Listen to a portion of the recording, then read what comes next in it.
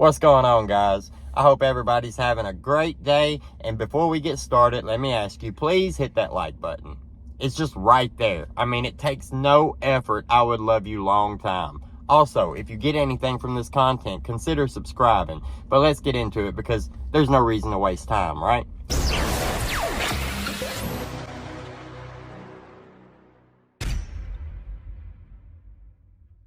People magazine has come out and said that a waitress came forward and told them that Bryan Kohberger had been at the Mad Greek restaurant where Maddie and Xana both worked at least 2 times, and that he had a specific fetish diet, right? We know he was a vegan. Most of the time, vegans are pretty out there with their diets, right? They want this specifically this way. They don't want their food cooked in a pan that cooked meat, or they don't want fat anywhere around, or they, there's certain little special things that go along with a vegan diet. It's completely normal if that's your diet. I mean, you probably have your specifications for what you want to eat. They have their specifications for what they want to eat. He's such a strict vegan that he was requiring that he wanted to make sure that all of his food had not come in contact with animal products. So that's why he stood out, because he had a special request with his order. And yes, he was there. We don't know who waited on him. We don't know if that's where he met, a couple of the victims, but we know that he at least went there to eat a couple of times. And Xana Kernodle and Maddie Mogen were both servers at that restaurant. Now, that might stick out to a waitress, right? If you're taking an order and this person is very demanding about, I don't want it in this, I don't want it like this, I want it this way, and this way, it's a vegan pizza. A lot of people seem to have the misconception that the Mad Greek was a vegan restaurant. No, it had like 1, 2, 3 vegan items on there. It's not a vegan restaurant, but they do sell some vegan food. I wouldn't expect that a whole lot of vegans go to it if there's only a couple vegan items on the restaurant, though. So it makes sense that somebody coming in, ordering vegan items, and being very specific about those vegan items might stick out to the waitress, right? Especially if you got 2 people that you worked with are murdered, and then you see this same person, and you're like, yeah, I've seen him before. He orders the vegan pizza, right? Now, this waitress also said, though, that she's not sure if Xana or Maddie ever waited on him. But this at least gives us some type of connection, right? We know that Bryan was at least eating at the restaurant where 2 of the victims worked. Now, we also know that he didn't have to go upstairs, like Steve Gonsalves said. He didn't have to go upstairs. Now, we've all assumed that Kaylee is the target, and she may very well have been.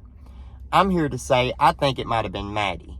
We can see from the food truck video that Maddie is the more outgoing, talkative, flirty, whatever you want to call it. That's not saying anything bad about Maddie. Don't come jumping down my throat. That's life, that's people. People have personalities. Just because you might see it a certain way doesn't mean I'm talking bad about them.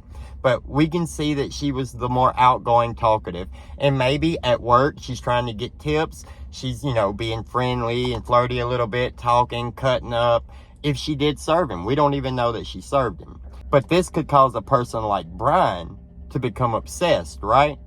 Especially if he's there, he's lonely, he sees this beautiful young girl, and she seems like she showed some kind of interest in him. And then we know that he reached out to one of the roommates multiple times. One of the Reddit accounts called Inside Looking, many have pointed to the fact that this appears to be Bryan Kohberger, and the person who goes under the handle Inside Looking insisted that M+X were the killer's targets. That would be Maddie and Xana, who both worked at the Mad Greek restaurant. So once again, the pieces start to line up. So maybe it was Maddie. Maybe he saw Maddie at the restaurant and followed her on Instagram, and then saw Kaylee because they're best friends, grew up together, and saw Kaylee and her profile and everything going on, and that she was newly single. Maybe he tried to message her. So maybe Kaylee was the target. Maybe he had a thing for Xana. Xana's also a very pretty girl. I think a lot of people leave Xana out of that just because Ethan, right? Her boyfriend, he's right there. But so is Jack, and so is Jake, right? I just have the feeling that it's Maddie. I couldn't tell you why. I just have that feeling. Now, if it's not, does that hurt anything that I think it's Maddie? No. I mean, I don't have any reason to say, oh, well, it's Maddie or bust. No, it could have been any one of the girls. Could have been Dylan. Could have been Xana. Could have been Maddie. Could have been Kaylee. Could have been Bethany.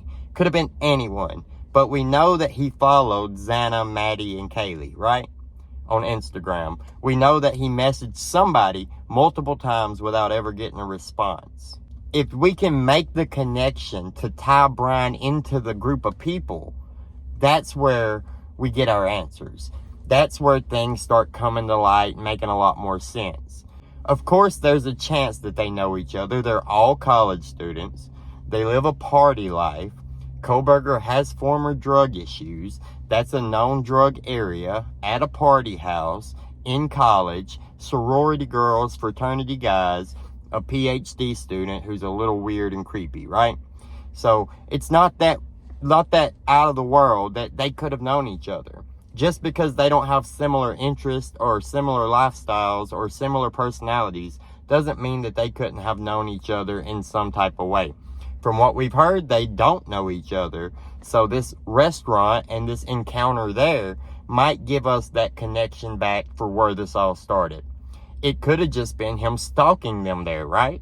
He could have already been on them from social media and then going to the restaurant just to watch them. So the restaurant might just be him stalking more. We don't know. Now, there's also the drug angle that a lot of people seem to be caught up with. I don't think that these kids were pushing that much drugs, that it would take 8 hours to clean it out before the cops were called. I just wanted to make that clear. I'm not saying they don't have anything to do with drugs or they weren't selling drugs. But if I was selling drugs, unless I had tens of thousands of dollars worth of drugs loaded up in the house, it's not going to take 8 hours. Even in that case, I don't believe. But then, if it's just some drugs in the house, I'm flushing that down the toilet and calling the cops. There is no chance that it should take 8 hours. It doesn't make sense.